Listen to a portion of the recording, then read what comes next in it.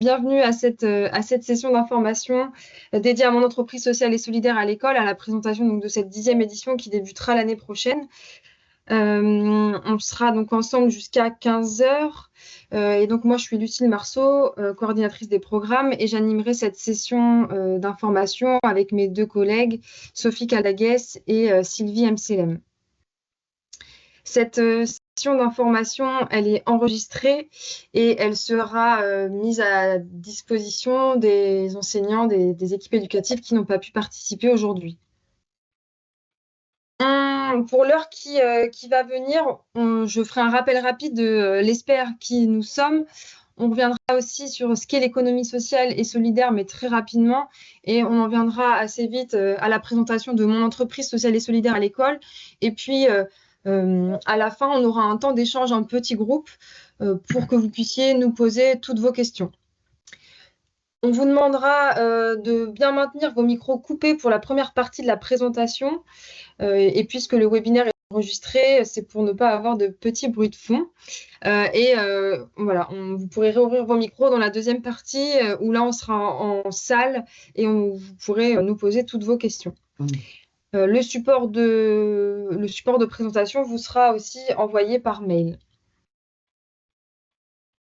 à la suite de cette session d'information. Je fais juste une aparté, juste Sophie, si tu peux accepter les personnes. Je vois qu'il y a des personnes dans la salle d'attente. Merci. Donc l'ESPER, on est une association, on est un collectif de 41 organisations. De 41 organisations de l'économie sociale et solidaire qui agissent dans le champ de l'éducation. Donc, ce sont des associations d'éducation populaire, notamment des mutuelles et des syndicats de l'éducation nationale qui se sont regroupés il y a maintenant plus de 10 ans pour former l'ESPER. On est donc 4 salariés au niveau national et dans les régions. Ce sont des correspondants régionaux qui sont issus des organisations membres, de nos 41 organisations membres qui vont représenter l'ESPER et vont pouvoir intervenir en classe pour justement accompagner les projets Mon entreprise sociale et solidaire à l'école notamment. Donc au niveau national, l'ESPER est signataire d'un accord cadre depuis 2013 avec le ministère de l'Éducation nationale et le ministère de l'Économie en charge de l'économie sociale et solidaire pour nous soutenir dans nos actions d'éducation à l'économie sociale et solidaire en milieu scolaire. Et cette convention nationale, elle est déclinée dans les régions avec les rectorats, les CRES et parfois les conseils régionaux dans à peu près la moitié des régions en France.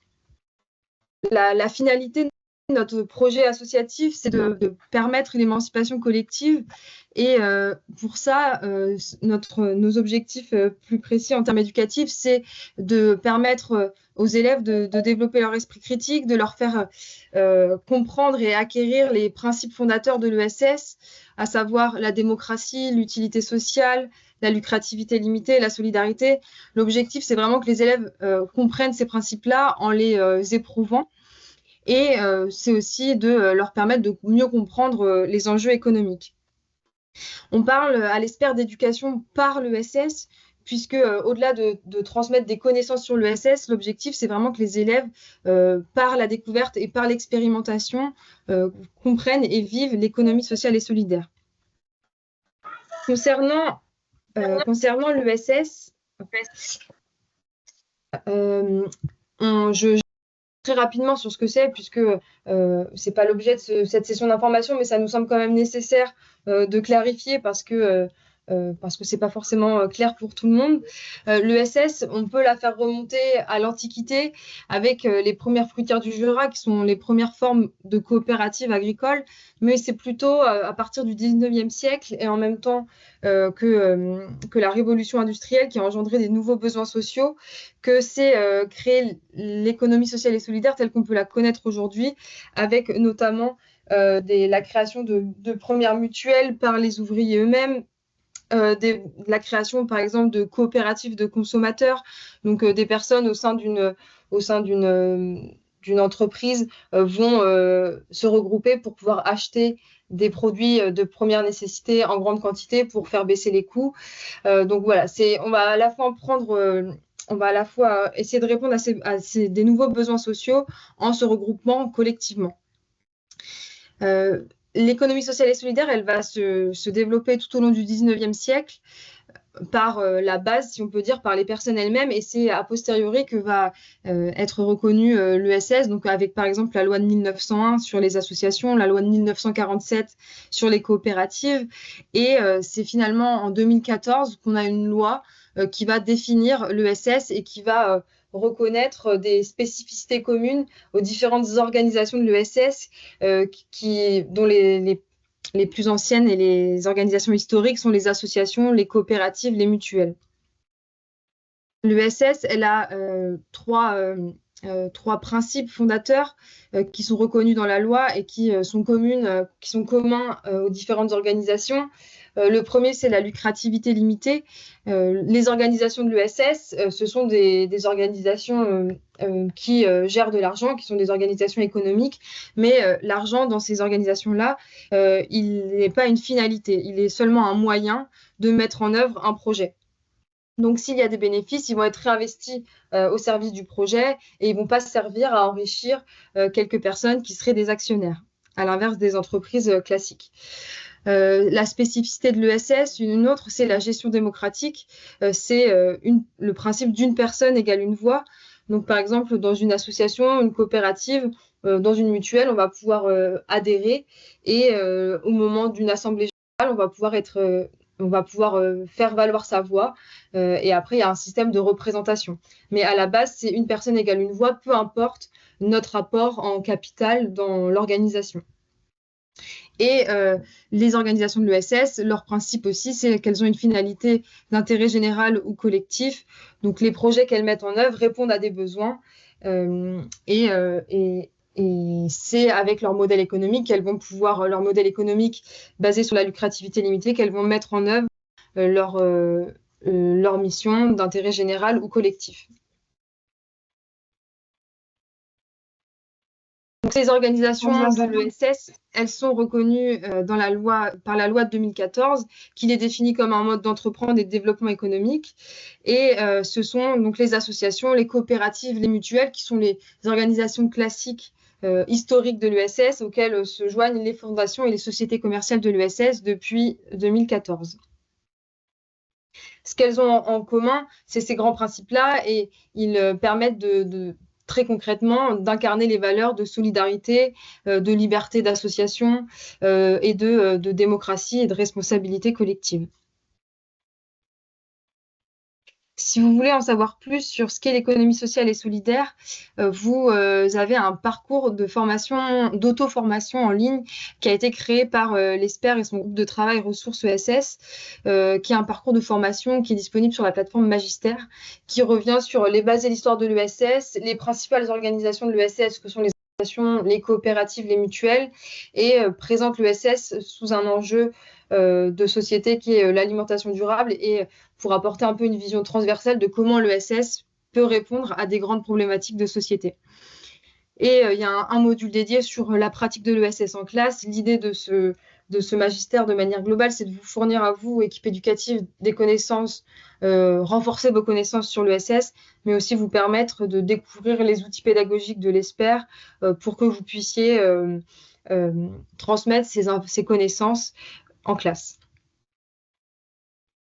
Et donc, concernant mon entreprise sociale et solidaire à l'école, qui est donc l'objet de notre session d'information aujourd'hui. Mon ESS à l'école, c'est une découverte donc, active de l'ESS qu'on appelle l'éducation par l'ESS, où l'idée, c'est vraiment que les élèves mènent un projet collectif d'utilité sociale en s'organisant sous la forme d'une structure de l'ESS. Cette structure de l'ESS, elle peut être réelle ou fictive. Donc, on peut aller, dans le cadre de mon ESS à l'école, jusqu'à la création d'une association ou d'une junior association. Mais on peut aussi simplement mener un projet en s'organisant sous la forme de commission. L'idée étant que les élèves vraiment soient acteurs du projet et prennent les décisions. Et donc, il y ait cette notion de gouvernance démocratique qui s'incarne dans le projet. Mon ESS à l'école, ça s'adresse aux élèves du collège au BTS, en passant par les élèves de lycée et de MFR. Donc, c'est vraiment la mise en œuvre d'une pédagogie coopérative et d'une pédagogie de projet où l'objectif, c'est que les élèves soient vraiment acteurs, actrices à part entière, qu'ils coopèrent pour mener le projet. Et dans ce cadre-là, les enseignants, eux, sont garants du bon déroulement du projet. On propose, nous, une démarche en 4 étapes, avec un démarrage et une découverte de l'ESS, une émergence d'idées, l'idée étant vraiment que l'idée de projet vienne des élèves et qu'elle soit le fruit d'une réflexion sur les besoins que les élèves identifient. Une mise en œuvre concrète du projet, c'est pas simplement imaginer un projet qui ne soit pas forcément réaliste, c'est imaginer un projet que les élèves vont réellement mettre en place sur l'année. Et puis enfin, on propose un temps de bilan, puisque dans une démarche pédagogique, c'est important que les élèves aussi conscientisent les apprentissages, puisque dans cette démarche de projet, les élèves vont apprendre. Un mot aussi sur la démarche, justement, puisque des fois la question nous est posée. L'idée, c'est vraiment donc qu'il y ait une réalisation effective, mais on souhaite aussi vous mettre en avant la démarche. L'idée, c'est vraiment que les élèves prennent des décisions par eux-mêmes, coopèrent, et donc si les élèves, s'il se trouve que en décidant, les élèves font des mauvais choix, se trompent, c'est aussi intéressant dans la démarche. Et on sait que voilà, des fois, les élèves vont aller dans des mauvaises directions. Certains enseignants trouvent que c'est intéressant qu'ils se trompent. Et donc, des fois, le projet n'aboutit pas pour ces raisons-là. On n'a pas d'attente particulière sur la réalisation du projet, mais on sait que ça joue sur la motivation des élèves et que c'est toujours mieux si le projet arrive à se réaliser à la fin, effectivement. Donc, il faut aussi calibrer le choix du projet par les élèves sur les critères de réalisme et de possibilités effectives qui soient réalisées sur une année par les élèves eux-mêmes. Mon ESS à l'école, ça peut prendre place dans différentes classes. Donc ça peut être dans le cadre de cours de SES, d'économie-gestion, d'éducation morale et civique. La plupart, une grande partie des projets Mon ESS à l'école se déroulent dans le cadre des chefs-d'œuvre pour les CAP ou des projets en bac professionnel. Ça peut aussi s'inscrire dans le cadre de parcours avenir, parcours citoyen, parcours d'éducation artistique et culturelle, ou bien plus largement, ça peut s'inscrire dans des projets d'établissement, projets de CDI, de foyers socio-éducatifs, de la maison des lycéens, ou bien dans les projets des éco-délégués. Ce qu'on recommande, nous, c'est que au sein d'un groupe classe, il y ait maximum 2 projets différents qui soient portés. Idéalement, on préconise qu'il n'y en ait qu'un seul qui se tienne, mais on sait que des fois, sur des gros groupes, vous préférez diviser le projet en deux sous-projets. On vous recommande vraiment de pas aller au-delà, puisque c'est plus compliqué après aussi à suivre 2 projets. Et il y a vraiment cette notion de projet collectif qui est importante et qu'on souhaite transmettre. C'est pour ça qu'on recommande un maximum de 2 projets par groupe classe. Des autres préconisations qu'on peut vous faire aussi, c'est que pour réaliser le projet, il faut un minimum de 10 heures pour qu'on puisse passer par les différentes étapes qu'on propose, à savoir la découverte de l'ESS, l'émergence d'idées, la mise en œuvre effective du projet et un temps de bilan. Donc, on est vraiment sur un minimum 10 heures, puisque les projets peuvent aller plutôt de 2 à 3 trimestres pour se réaliser. Donc, on peut aller sur un volume horaire bien plus grand, ce qui est plus confortable qu'un volume horaire de 10 heures. Les apprentissages de mon entreprise sociale et solidaire à l'école, on arrive à les évaluer à travers une étude d'impact. Je vais revenir juste après dessus. Mais les objectifs vraiment de mon entreprise sociale et solidaire à l'école, c'est que les élèves puissent se questionner sur l'utilité sociale du projet, donc comprendre l'un des principes de l'ESS, qui est l'utilité sociale ou la finalité d'intérêt général d'un projet, donc de se questionner sur les besoins, les problématiques au sein de l'établissement, et qu'eux puissent trouver un projet à mettre en œuvre pour répondre à ces problématiques. L'objectif, c'est aussi qu'ils puissent appréhender les ressources du territoire, puisque souvent les projets vont pouvoir faire appel à des associations partenaires, par exemple, qui vont pouvoir alimenter le projet et l'aider à se développer. Ça peut être le cas, par exemple, de projets, je vais en présenter quelques-uns après, mais qui font appel, par exemple, à des ressourceries du territoire. Ça peut être aussi simplement d'aller visiter des organisations de l'USS qui mènent des actions qui seraient un peu similaires à celles que les élèves souhaitent porter. L'objectif, c'est vraiment qu'ils apprennent aussi à mener un projet collectif. C'est pour ça que j'insistais sur le fait que, voilà, idéalement, c'est un seul projet qui est porté par l'ensemble de la classe et on peut aller jusqu'à 2. L'objectif, c'est aussi qu'ils éprouvent une démarche coopérative et qu'ils apprennent à décider collectivement. Donc, c'est vraiment que dans la démarche, il y ait des temps où les élèves vont pouvoir voter, vont pouvoir donner leur avis et vraiment prendre les décisions par eux-mêmes. Et donc, in fine, tout ça participe à développer leur pouvoir d'agir et à se rendre compte que même à 15 ans, même à 18 ans, on peut agir collectivement sur des problématiques qui nous touchent.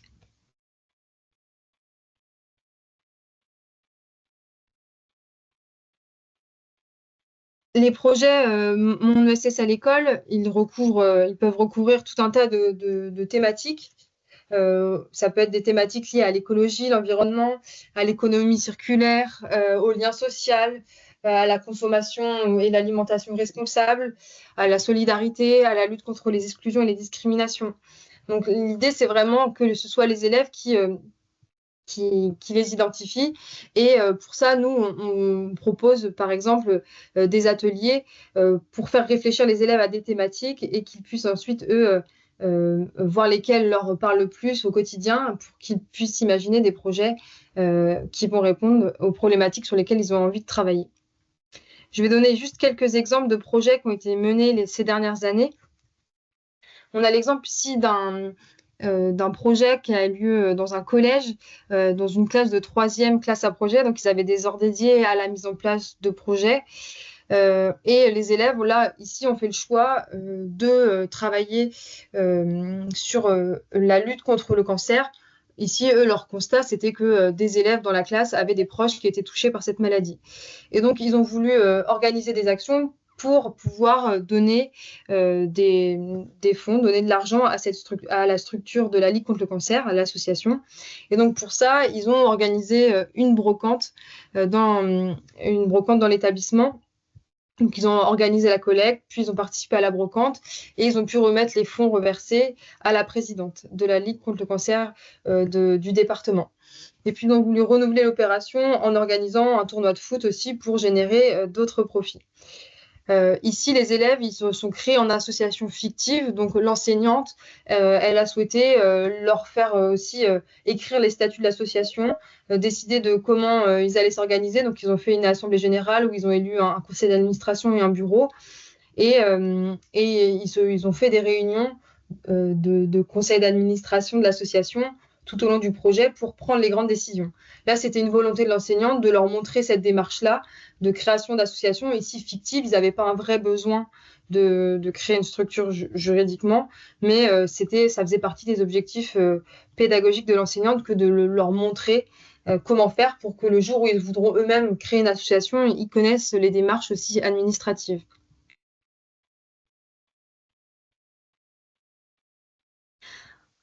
Un autre exemple ici en CAP, donc des élèves de première et de deuxième année de CAP, ici pendant leurs heures de chef-d'œuvre, ont créé des produits d'entretien écologique, puisque eux, c'était des CAP agents de propreté d'hygiène. Ils ont fait le constat que dans leur formation, ils avaient beaucoup de produits d'entretien qui n'étaient pas très écologiques, et donc ils ont décidé de créer eux-mêmes leurs produits à base de matériaux écologiques. Et donc, ils ont créé tout un tas de produits d'entretien qu'ils ont vendus à l'intérieur de l'établissement. Donc ça, c'était le projet de la première année. Et il s'était créé en scope fictif, donc en coopérative fictive, sauf que pour gérer de l'argent lié à la vente, ils ont été embêtés. Et donc, ils ont dû créer vraiment une association pour pouvoir gérer cet argent lié aux ventes. Donc, ils ont créé l'association Jacques Owash avec l'enseignante. Et vu que c'est des élèves de plus de 16 ans, ils ont pu créer une association classique. S'ils avaient été moins de 16 ans, ils auraient dû créer une junior association. Mais donc là, ils ont créé une association loi 1901 au sein de l'établissement pour pouvoir notamment gérer l'argent lié aux ventes. Et dans ce projet-là, les élèves, donc ça c'était la première année où ils ont créé ces produits, et la deuxième année, ils sont allés un peu plus loin, où ils ont été visiter une ressourcerie du territoire, donc une recyclerie, on peut dire aussi, qui était sous format associatif. Et là-bas, ils y ont aussi proposé des ateliers pour apprendre aux personnes à créer eux-mêmes leurs produits d'entretien écologique. Donc, sur une première année, ils étaient sur de la fabrication eux-mêmes et de la vente. Et la deuxième année, ils ont été jusqu'à de la transmission et de l'animation d'ateliers. Là, voilà un projet qui a évolué en plus sur 2 ans. Et un dernier exemple de projet sur un autre sujet. Ici, c'est un projet qui est en place depuis 2 ans au sein du lycée, d'un lycée en Guyane. C'est des élèves de Bac Pro Agora, donc de filière tertiaire. Donc là, ici, c'est pendant des heures de projet. Donc le projet, c'est l'ancien chef-d'œuvre. Donc les élèves, ils ont des heures dédiées pour mettre en place un projet collectif. Et l'année dernière, ils ont fait le constat que tous les élèves n'avaient pas dans l'établissement les moyens d'acheter des vêtements et des fournitures scolaires. Et donc, ils ont choisi de mettre en place une boutique solidaire au sein de l'établissement qui est tenue par les élèves eux-mêmes. Et pour gérer cette boutique, les élèves se sont constitués en association et donc qui se réunissent régulièrement pour prendre justement aussi les grandes décisions liées à la gestion de cette boutique. Et le projet évolue puisque ils ont décidé de créer d'autres lieux au sein de l'établissement pour répondre à d'autres besoins des élèves, à savoir ils ont mis en place par exemple un petit salon de coiffure solidaire et leur projet est grossi pour devenir jusqu'à un tiers-lieu au sein de l'établissement.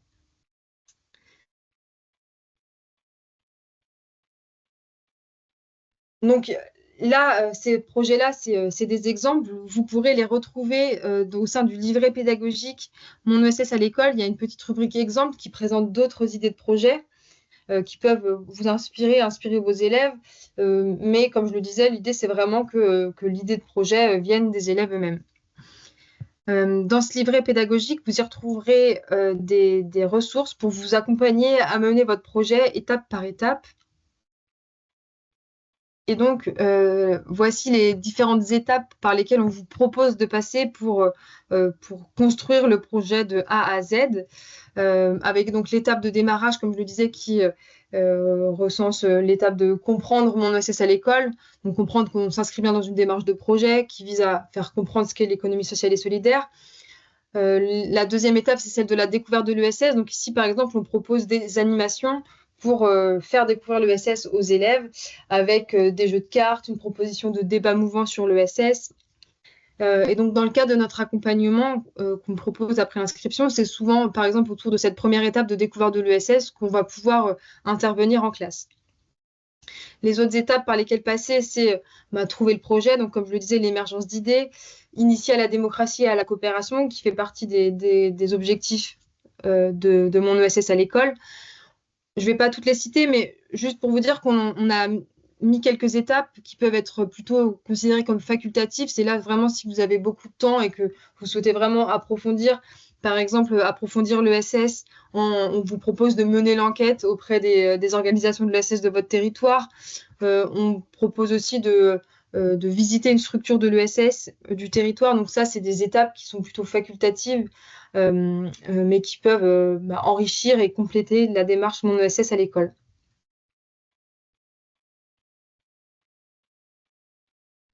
Voilà ici un exemple d'étape, qui est l'étape de trouver le projet. Donc en fait, pour chacune des étapes, on vous propose des objectifs élèves, des objectifs pédagogiques. On met en lien les savoirs aussi qui vont être acquis et on propose une animation. Donc ici, c'est une séance de 2 heures environ qui est proposée pour faire réfléchir les élèves aux problématiques et faire émerger des idées.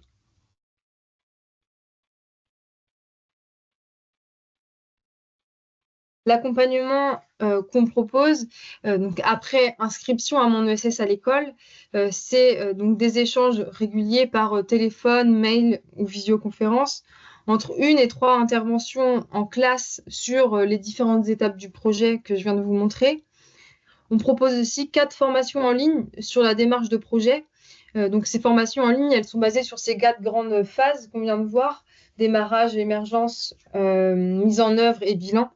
L'idée, c'est vraiment de vous transmettre en amont de la mise en œuvre de ces étapes par vous et vos élèves, de vous transmettre un maximum d'informations sur tous les outils pédagogiques qu'on met à votre disposition pour que vous puissiez mettre en œuvre ces étapes-là. Avec le plus possible aussi, dans le cadre de ces formations, on fait intervenir des enseignants des années passées qui peuvent témoigner de comment ils s'y sont pris sur la découverte de l'ESS, sur l'émergence d'idées. Donc ça apporte aussi du concret et ça peut alimenter vos réflexions sur comment vous souhaitez mettre en œuvre le projet. Dans le cadre de cet accompagnement, on propose aussi des mises en relation avec des professionnels de l'ESS ou d'autres enseignantes qui porteraient des projets similaires. Et puis, on valorise aussi vos projets par des articles sur le site internet de l'ESPER. On propose aussi, en amont de la semaine de l'ESS à l'école, quelques interviews vidéo. Et puis, on vous propose aussi de participer à la semaine de l'ESS à l'école, qui est une action qu'on copilote, nous, l'ESPER, avec l'OCCE, l'Office central de la coopération à l'école. C'est une semaine qui est inscrite au calendrier de l'éducation nationale, qui a lieu chaque année fin mars. Et l'objectif de cette semaine, c'est de mettre la lumière sur toutes les actions d'économie sociale et solidaire qui ont lieu tout au long de l'année dans les établissements scolaires. Donc, dans ce cadre-là, si vous participez à mon ESS à l'école, nous, on va vous valoriser un maximum vos actions. Et donc, on va vous demander de nous envoyer des articles rédigés par les élèves, des romans photos, des vidéos, pour qu'on puisse montrer tout ce qui se fait déjà, qui relève de l'ESS et qui a lieu dans les établissements scolaires. Concernant donc les 4 formations, vous voyez ici donc les 4 dates. La première a lieu le 10 septembre et donc ces formations, elles sont réservées aux équipes éducatives inscrites à mon ESS à l'école. Elles sont aussi enregistrées pour permettre à celles et ceux qui ne peuvent pas y participer de les voir en replay. Elles ont lieu les mercredis après-midi de 14h à 15h30.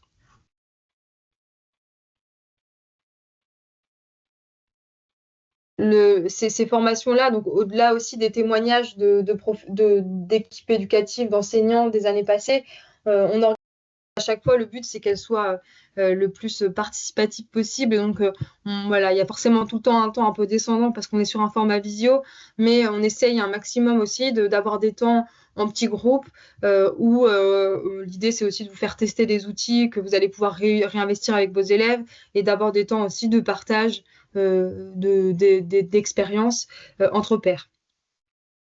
On est sur un format d'1h30 pour pas que ce soit trop lourd aussi, et on essaye de varier un maximum les supports pour que ce soit le plus dynamique possible. Quelques modalités pratiques et des questions qui reviennent souvent. Concernant la structure, on parle de création de structure de l'ESS en classe. Je rappelle que cette création, elle peut être vraiment uniquement fictive, comme on l'a vu avec l'association Les Acolytes au collège, où l'enseignante avait fait les statuts, mais c'était vraiment fictif, elle les avait pas déposés en préfecture, c'est pour la démarche. On peut aussi ne pas faire semblant d'être une association, mais simplement mettre en place tout au long du projet des espaces de réunion où les élèves vont pouvoir prendre les décisions. Mais dans tous les cas, ce qui compte, c'est vraiment qu'il y ait une gouvernance qui soit démocratique, donc qu'il y ait des espaces de prise de décision et que les élèves portent effectivement un projet d'utilité sociale. Concernant les questions qui reviennent souvent, c'est sur la gestion de l'argent. Donc, tous les projets ne gèrent pas de l'argent. Il n'y a pas forcément de l'argent qui est en jeu dans les projets Mon ESS à l'école. Mais quand il y a de l'argent, la question se pose de comment légalement il peut être géré. Si vous avez une maison des lycéens ou un foyer socio-éducatif au sein de l'établissement, ça peut être l'ouverture d'une ligne budgétaire sur leur budget pour pouvoir justifier d'entrée ou de sortie d'argent qui serait serait engendré par votre projet. Il y a aussi la possibilité de créer une coopérative scolaire avec l'OCCE qui va être un support juridique pour la gestion de fonds. Si les élèves ont moins de 16 ans, ils peuvent créer une junior association. Nous, on peut faire le lien avec le RNJA, le Réseau national des juniors associations, qui va pouvoir légalement apporter un cadre à la création de leur association. Et si les élèves ont plus de 16 ans, vous pouvez créer une association loi 1901. Tout ça, évidemment, se fait en accord avec la direction de l'établissement. Sur les questions budgétaires, on est en partenariat avec l'association Finance et Pédagogie, qui est une association d'éducation budgétaire. Et dans le cadre des projets Mon ESS à l'école, ils peuvent intervenir sur des enjeux, des questions financières ou budgétaires, à savoir par exemple comment on ouvre un compte en banque, comment on gère un budget d'une association ou d'un projet.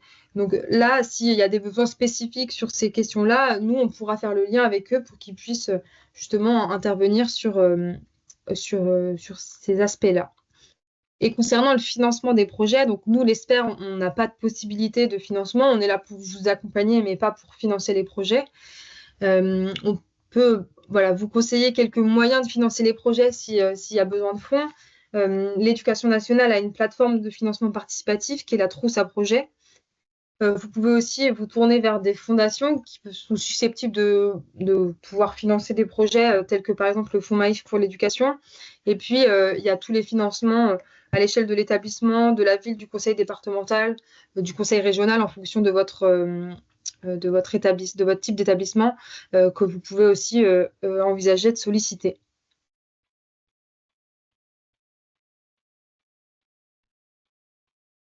Si vous souhaitez effectivement vous inscrire à mon entreprise sociale et solidaire à l'école pour l'année prochaine, concrètement, les prochaines étapes pour vous, c'est de vous inscrire en remplissant le formulaire d'inscription que Sophie va mettre dans le fil de discussion. Suite à la réception de votre inscription, nous, on va vous proposer un entretien de cadrage, de démarrage pour voir avec vous quelles sont vos attentes, quelles sont peut-être déjà vos premières idées. Et suite à ce temps de cadrage, il va se faire avec ma collègue Sophie Caldaguès et le correspondant ou la correspondante régionale de l'ESPER, et dans 5 régions avec une personne de la Chambre régionale de l'économie sociale et solidaire. Je vais revenir là-dessus juste après. Ensuite, on vous propose, nous, après cet entretien de cadrage, de prendre connaissance du livret pédagogique interactif que je vous ai montré plus tôt, qui recense les différentes étapes par lesquelles passer et les outils pédagogiques à votre disposition pour que vous puissiez aussi commencer à planifier l'année et le projet. On vous invite à participer à la première formation en ligne qui aura lieu le 10 septembre à 14h. Et puis, vient ensuite le démarrage effectif du projet qui peut se faire par une première intervention en classe, notamment. Ce qu'on va vous demander, c'est après inscription, si pour X raisons vous êtes amené à abandonner le projet, on comprendra évidemment. Ce qu'on vous demande absolument, par contre, c'est de nous tenir informés parce que c'est très chronophage pour nous de relancer, de ne pas savoir si oui ou non le projet perdure et si oui ou non vous êtes effectivement en train de le mener. Donc, ce qu'on vous demande, c'est vraiment de nous tenir informés, de nous envoyer juste un petit mail ou de nous passer un coup de fil si finalement vous ne menez plus le projet et vous ne souhaitez plus être accompagné.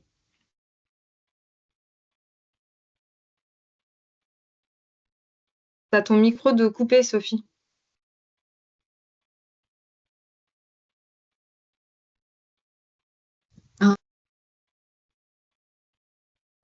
Elle m'a envoyé un petit message. Elle n'arrive pas à accéder, je ne sais pas pourquoi, à la conversation. Est-ce que tu peux mettre le questionnaire pour inscription?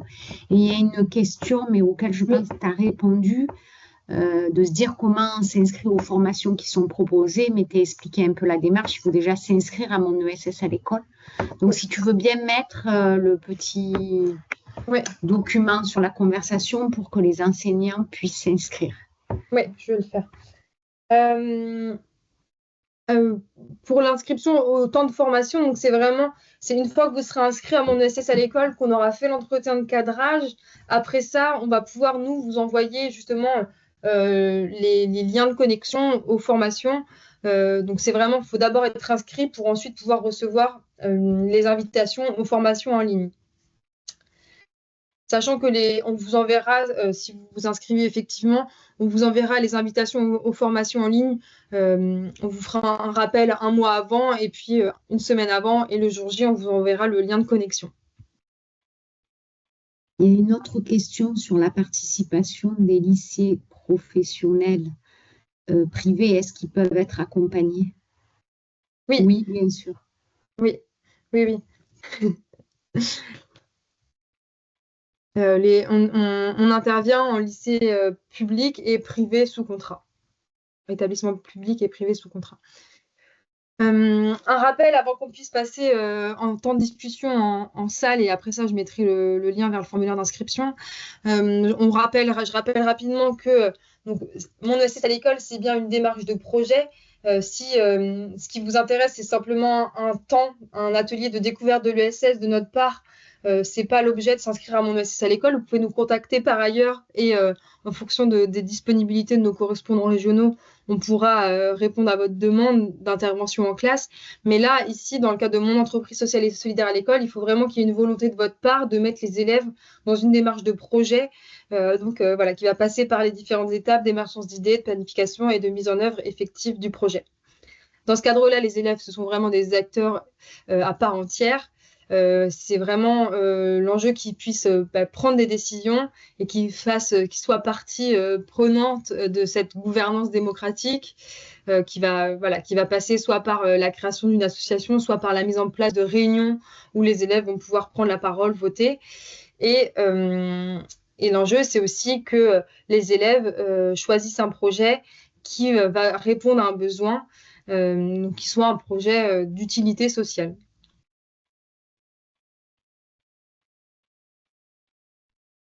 Donc, je vais vous mettre le lien d'inscription et pour celles et ceux qui finalement se disent que mon entreprise sociale et solidaire à l'école, ça répond pas vraiment à vos attentes ou à vos intentions, mais que vous souhaitez quand même, vous êtes quand même intéressé par les outils pédagogiques de l'ESPER, je vous invite à aller voir nos ressources pédagogiques sur le site de l'ESPER.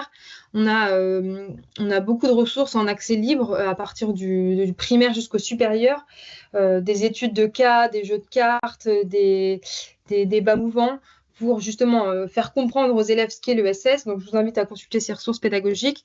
Et puis, concernant la semaine de l'ESS à l'école, elle aura lieu fin mars 2026 et les inscriptions auront lieu fin novembre. Donc, vous retrouverez les informations en temps et en heure sur notre site internet. Et puis, si vous souhaitez nous contacter, il y a notre adresse ici et notre numéro de téléphone.